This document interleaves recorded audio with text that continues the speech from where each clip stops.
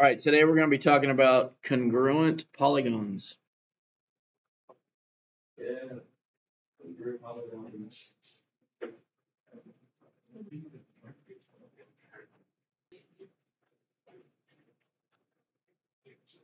All right, congruent polygons. In two congruent polygons,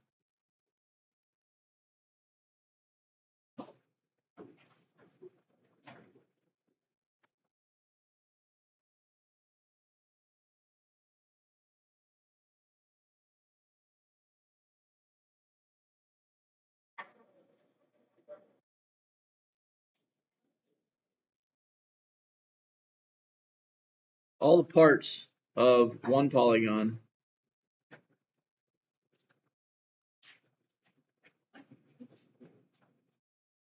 are congruent to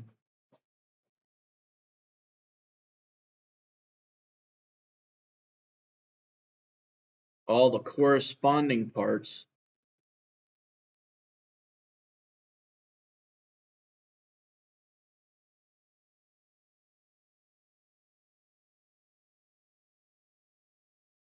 of the other polygon.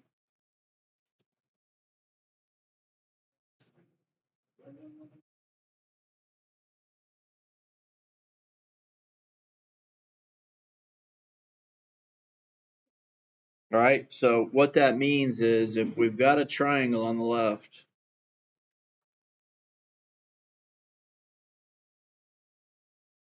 and it's labeled triangle ABC,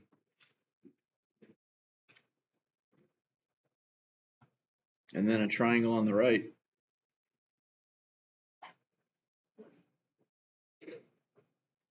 and it's labeled DEF. And now you're going to see these shapes a couple of ways. The first way you'll see them is marked up. And what I mean by we've got angle A and the triangle on the left, and it's congruent to angle F on the triangle on the right.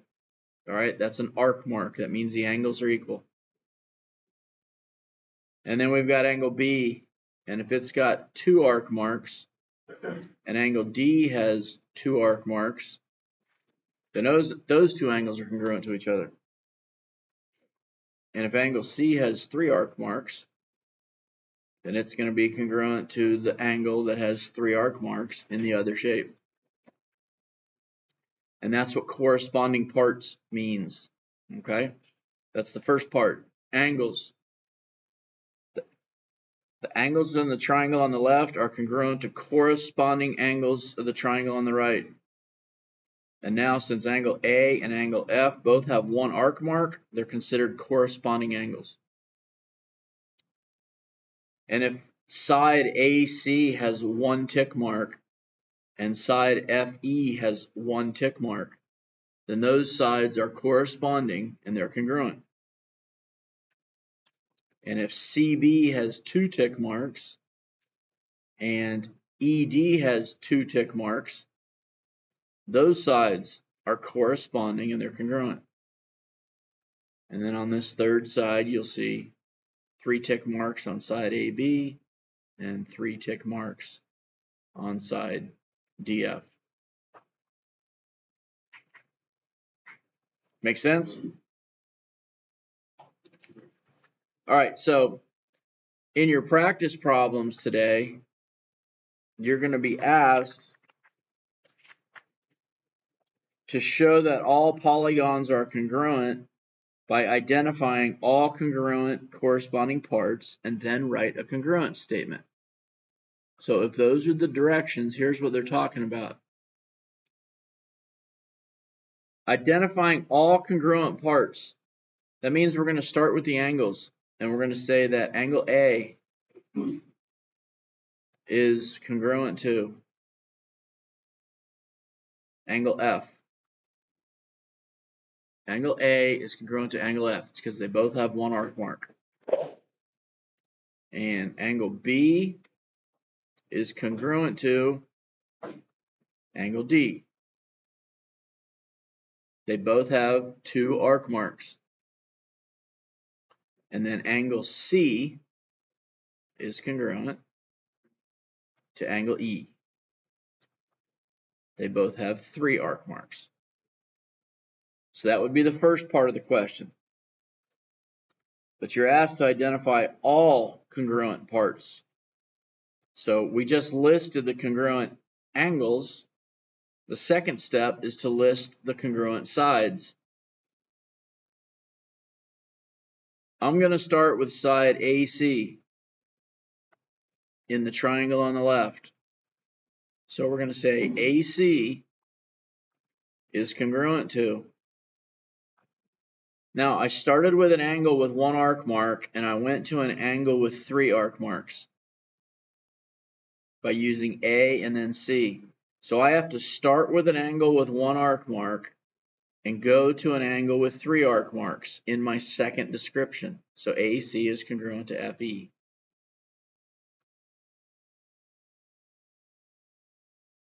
Now I'm going to describe side CB as side CB.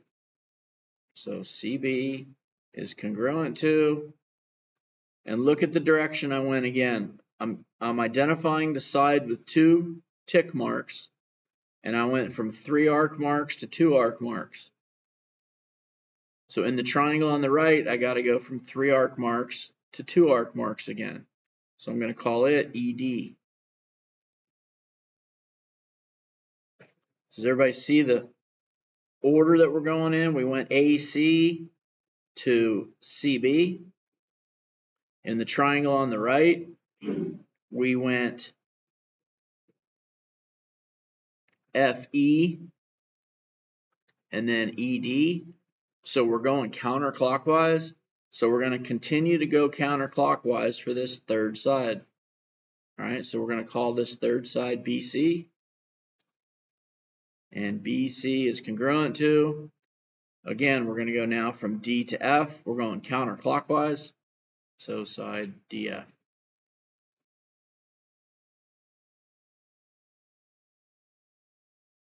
So what we just did was we identified all the congruent corresponding parts. This is angles.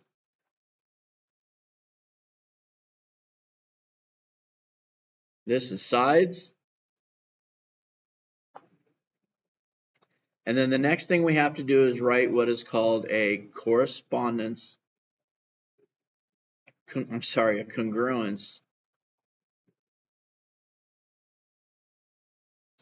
statement.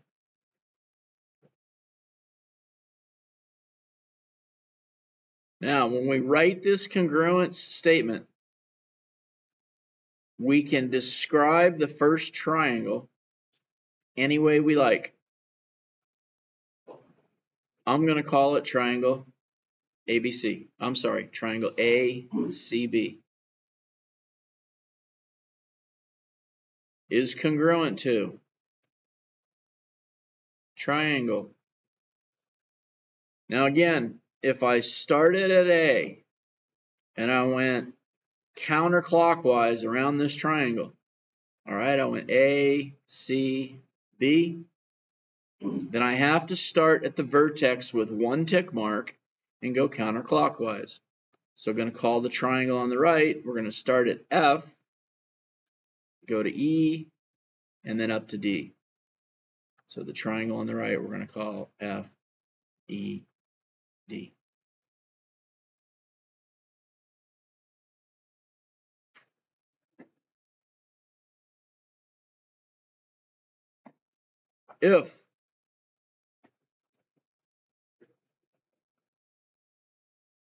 If you decided to name the triangle on the left, let's see if I can make some room. If you decided for some reason to describe the triangle on the left as triangle, let's go with BCA. If we called the first triangle BCA, is congruent to triangle.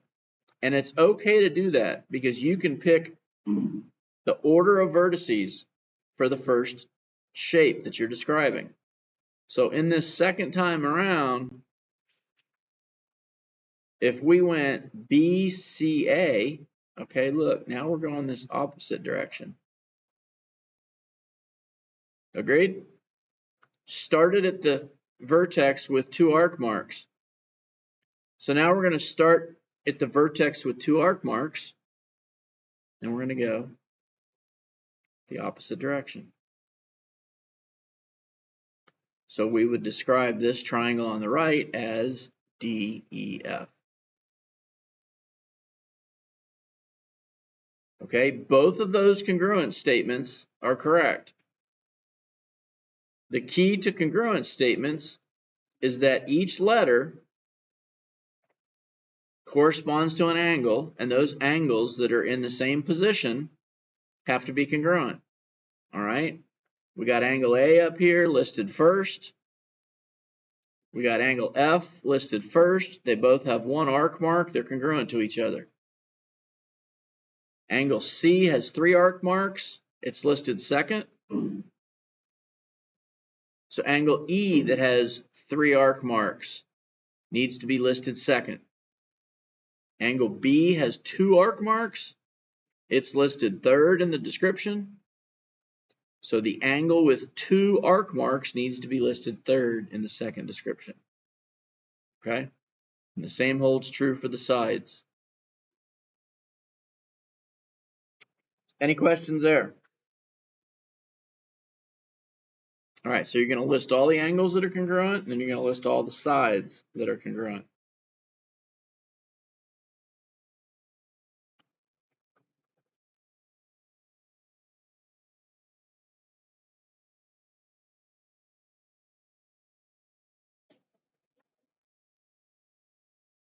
In the second part of your assignment today, you're going to be told, given triangle ABC is congruent to triangle FDE. And then you're given the triangles.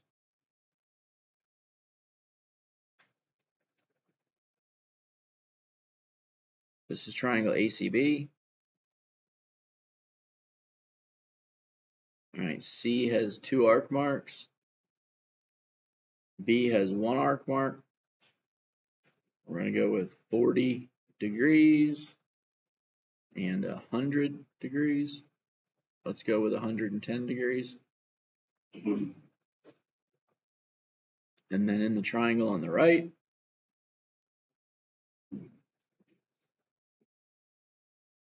triangle FED.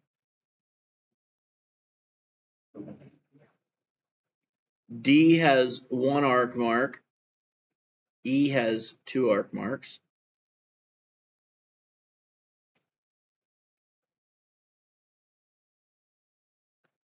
Angle D has a variable here, y degrees.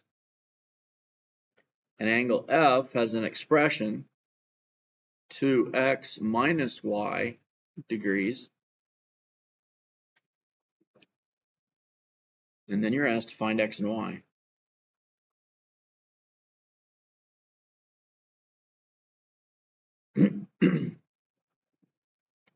So when I see a problem like this, the first thing you want to do is start filling in information.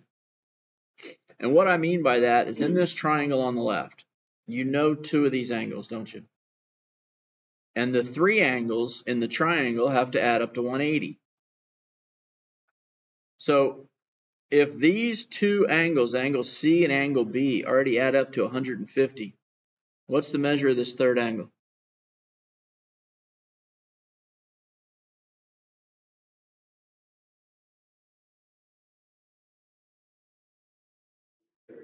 $30 degrees, good.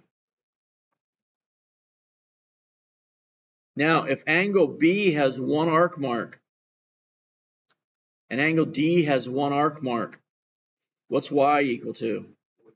Y is equal to 40 degrees, good. So now, since angle A, since angle B is congruent to angle D and angle C is congruent to E, then that means that angle A is congruent to angle F. It's the third angle. So this 30 degrees is equal to this expression for angle F can be written as 2x minus 40, because we know that y is equal to 40. And if these two angles are equal, if A is equal to F, then 30 is equal to 2x minus 40.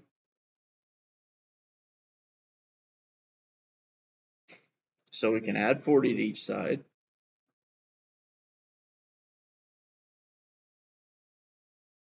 And 70 is equal to 2x. Divide each side by 2.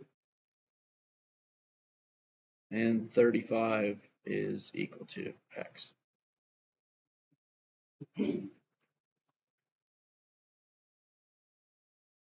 So there's your x, and there's your y, and you were given a congruence statement. And again, we said that A was congruent to F. You can also get that from right here, that A, since A is the first letter in this description, it's congruent to the first letter in the second description. So that means A and F are corresponding, and they're congruent based on their positions in the congruence statements. All right, so any questions on writing a congruent statement or using a congruent statement to find some angle and side measures? Your practice for today will be on page 287, problems 1 through 7, and then you need to learn 10 ALEX topics this week.